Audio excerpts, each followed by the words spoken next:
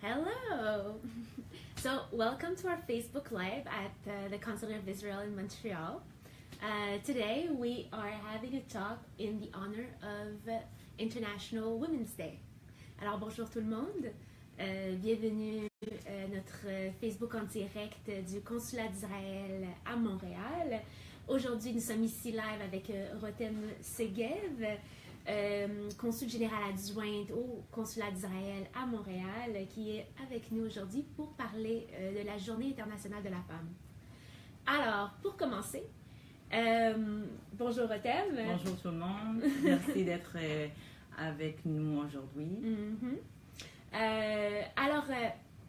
Je trouvais que ces temps-ci, dans le domaine public, avec les élections récentes de la mairesse de Montréal, Valérie Plante, le cabinet fédéral qui est à égalité hommes et femmes, et aussi le cabinet du Québec qui est presque à égalité, je trouvais que c'était une belle occasion, la Journée de la femme, pour commencer à parler du domaine public.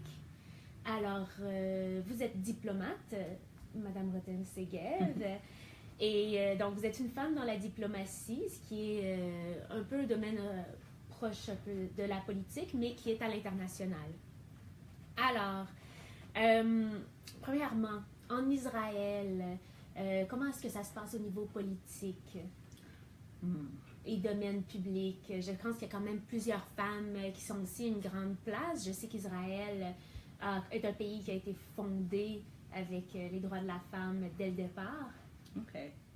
Alors, au début, je voudrais remercier à tout le monde pour être parmi nous aujourd'hui à cet jour très spécial pour nous, pour le jour de femmes. Oui. Alors, c'est un jour très spécial parce que le sujet de femmes entre politique et dans l'autre domaine comme académique, industriel ou business, et des affaires, ce n'est pas comme c'était dans le dernier siècle. Ouais. Et ce n'est pas comme le dernier, je pense, 50 années aussi. Ouais. Alors, c'est quelque chose que c'est en progrès et toujours en progrès. En Israël, je peux dire que c'est très développement. J'ai commencé mon mi-chemin après quand je terminais mes études à l'école. Oui. J'ai commencé mon service militaire. Oui. Comme tous les Israéliens faire, 2 ans, 3 ans de service militaire, c'est obligatoire. Alors, dans ce domaine-là, on a je peux dire qu'il y a de l'égalité entre les hommes et les femmes.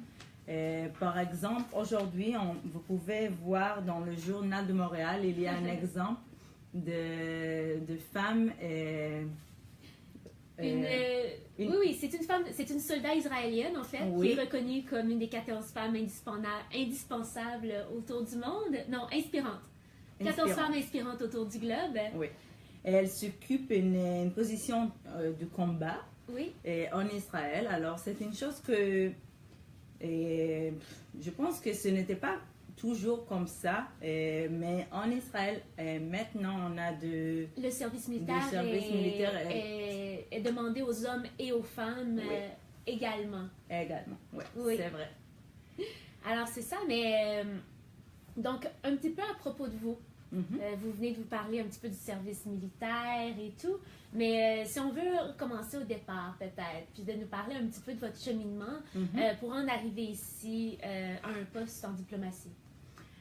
Mais, ok, alors, la première fois que j'ai vu la communauté juive à l'extérieur d'Israël, c'était après le service militaire quand j'étais comme une consuleur dans des camps d'été à l'Amérique du Nord.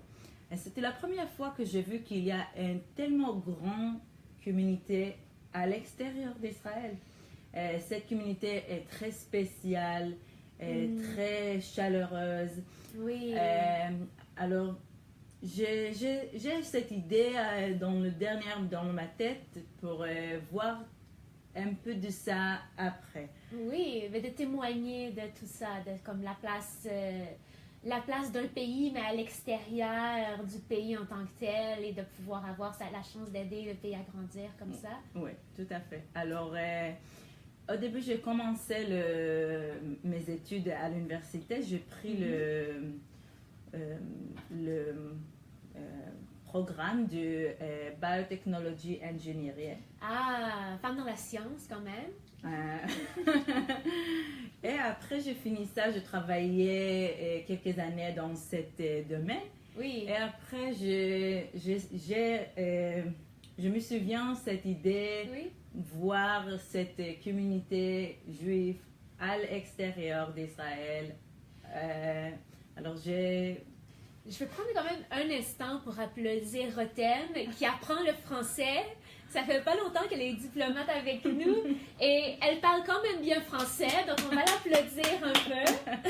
Merci. Vous venez quand même d'une ville francophone un peu en Israël? Ah mais oui, c'est bien. Alors, il y a 1 an et demi que je suis ici à Montréal, mais je nais en Israël, je nais à Jérusalem, mais j'ai grandi à Netanya, que c'est une ville tellement francophone.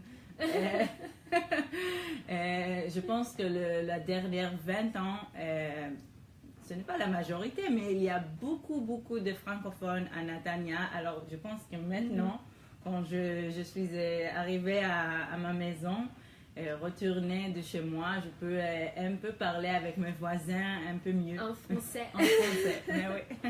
Alors, we're going to continue in English to make this interview bilingual. So you were saying how you studied in science I think at Ben Gurion University. Yes, in Beersheba. In Beersheba, which is a twin city of Montreal. This is true. Montreal has a partnership with the city of Beersheba and Bnei Shimon. It's a long-going process of having a partnership between the two cities as twin. And it goes with Federation CJA and also has a lot of programs for students, for summer camps, for young adults. And they take it very seriously. We do a lot of things together every year. Yeah. And we see good results of young leaders coming here to Montreal after being here as kids or after participating in different kind of programs. All of our Shinim, which is a year program of serving in the community abroad, are mostly from this area, and most of them also participated in the programs that the partnership is offering. So it's something very special. Yeah, we don't think about it, but not only is there a big Jewish community in Montreal, but there's also more Israeli activities than we may think sometimes, not just in the culture, but also with this twin city Beersheba. Yeah. Okay, so you studied in science, you worked a little bit in that field, and then you decided to join the course to enter the field of diplomacy. Is that right? It is right. After working in the private sector for a few years, I decided that I want to explore a little bit about other cultures. I was fascinating to see how it's like to live in abroad for a few years and represent my country. And I wanted to do something bigger because I had this idea in mind of the Jewish community that I once saw after the army in the summer camp. And I knew that it's bigger than I saw back then, because at the age of 21 there is a limit to what you can understand and what you can realize in 3 months abroad, being a counselor in just a summer camp. So I decided to take it to the next level and not only represent the state of Israel for kids in a summer camp, but to represent the state of Israel to different communities. I took it like to a higher scale. And so I decided to join the ministry. I took all the exams necessary and did all the training that the ministry is offering for diplomats. And here I am, based in Montreal for 1.5 years now. And I like it very much. I think we had a lot of shared values. I find that Israel and Montreal, Canada in general, and obviously Quebec has a lot in common in terms of also the subject of today, so gender equality and equality in opportunities. Yes, which must have affected your position as a woman in diplomacy, which is a subject we're covering today. And so how do you feel as an Israeli woman in Canada, in the public field? How is your day-to-day life? How is the transition? How do you... I mean, I must admit that for me, I wasn't very shocked that it's not an issue. Yeah. And I was very much surprised to see that everyone accepts the fact that you're a woman diplomat or a man diplomat, or somehow it's not an issue anymore. But I think that we're very privileged to be like that. Sometimes in other countries it's not always the case, and not only in diplomacy but in other fields, that women are not always represent themselves as equal as men. We can still see in other countries that that's not the case. But I think in terms of diplomacy, it is the case, especially for Canada and Israel. So the Canadian ambassador in Tel Aviv is a woman. Before that, she was also a woman. And we have here many diplomats, women in Canada. So there is me here in Montreal. We have one in Ottawa and another one in Toronto. And a lot of my colleagues abroad are also women. So here, I don't see that it's... And in politics in Israel, there's as well a lot of women who are implied in the public field to serve. Therefore, it was a nice transition to you. A nice transition, because I feel like home here in that sense. Yes. That it's equal. I think that sometimes women in diplomacy and women in high powers can be also challenging, in the sense of you have to balance between family life and your position, whereas I think the community is not asking for the same demands for men. And for women, sometimes it's a little bit more challenging. Because a lot of the events are after regular office hours, right? Yes, it's not only 9 to 5, and you have to be available for whatever needed, which we are very happy to be. But sometimes it can clash between having a family life. But most people, most colleagues, women that I have, do that very successfully in balancing the two. And I think that today in 2018, the men also require from themselves to be as involved as women in family life. True. So it is a bit of a different in that sense. Yes, and it's true in all fields. I think it's true. We understand that how it's more of a challenge because of the different hours, but any fields of work, there's always a juggling involved for the woman and the man now to balance family and work. But definitely, like when I came here, I felt like home in the sense where we have mayor women, we have the Ministère des Relations Internationales de la Francophonie du Québec, she's a woman. So there are a lot of women around. I have a lot of colleagues here from different countries who are women diplomats. So it's not unheard of, and it's very nice that we are living in such a beautiful era. And it shows how much it makes a difference when the women who are in place do break the glass ceiling. People around are so used to seeing them, and then when the other women come to the field, it's easier. Yeah. You're already welcomed, and we truly thank all of the trailblazers who did it for us. Who did it for us. It's true. Do you have anybody who inspires you? Somebody in public, an Israeli public sector, maybe? I can say that my professor at the university, she had this idea in mind, which was very pioneer, something that was not unheard of. It was something that no one even believed that it was possible. And she put her steps towards it. It took her a little while, but in the end of the day, she had a patent on it, and now she runs a company on it.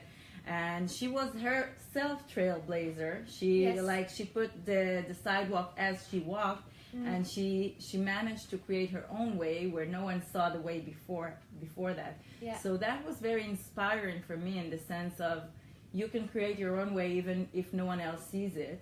And this is how you do what you love to do. and you can actually break the glass ceiling, as you mentioned, or do whatever you want to do if you believe in yourself enough, and if you put enough effort in it, then you can do everything, and the sky is the limit. It's nice to see when it's possible in front of to see the possibility in front of your eyes happening, to see the person struggle and think, I could quit right now, but you see them persevere and reach their goal. It's very and I think that this is what meaningful. Actually gives you a lot of power, even if those people don't even understand that they're giving you inspiration. It's true.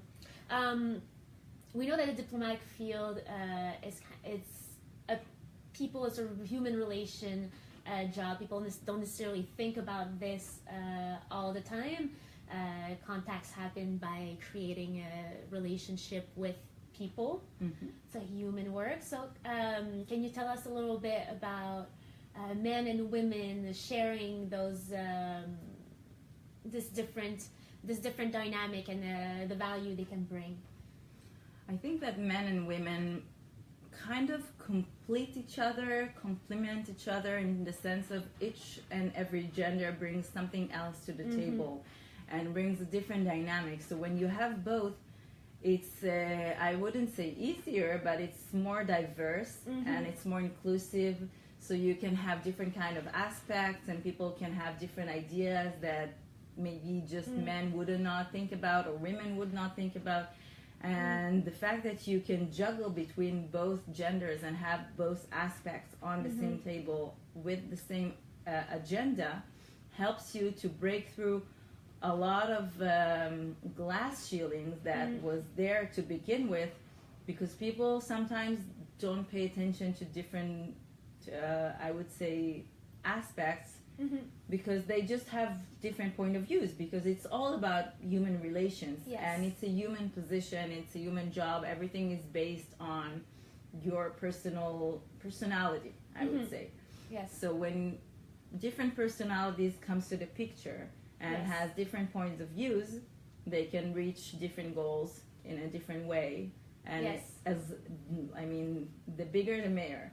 Yeah, it's true. Because we don't always think about the fact that it's not just about the equality of men and women, but it's about the fact that both can bring something that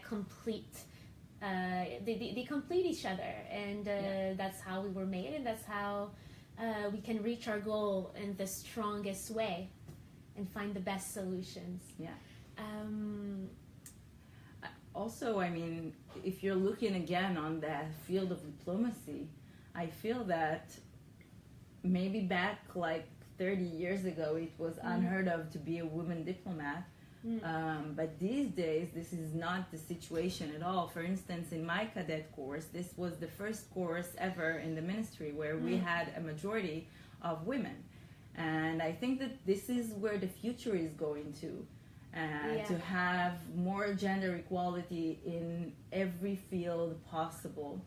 And I think that this is very inspiring to see that a lot of women do approach fields and positions where men used to possess before. Because like you saw somebody else be a trailblazer, they're seeing you in different positions in the public figure, and they're being inspired, and they see that it's an option for them. It's very visual and experiential when a child chooses what they want to do with their lives. Definitely. And when you see someone, especially when you meet someone and that someone is real for you, and not just someone on the newspaper, then it feels more possible. Reachable. True. Definitely. Did you have anything else that you wanted to add? I would like to invite our viewers, if they have questions, you can definitely ask. If not now, you can write us on Facebook. Or I also invite you to follow us on Facebook and follow us on Twitter. It's Israel à Montréal or Israel in Montreal, if you want the English version of Twitter or the French version. On Facebook, it's the same page. So it's either Israel à Montréal, Israel in Montreal. It's the same page, both names, both languages. And we really try to do both and to have the content that is interesting for you. Just write us what you're interested in. And we want to know what you want to know, and we'll keep you posted on all the different events and the different activities that the consulate is organizing. The summer is coming, and we have a lot of interesting things lined up for you. Yeah, so stay tuned. The festivals in Montreal and outside of Montreal, like Festival Sans Ouvert and Festival d'été du Québec, are going to be packed with Israeli artists. Yes. And we're going to have a lot of Israeli presence in this 70th anniversary. We hope you like to dance.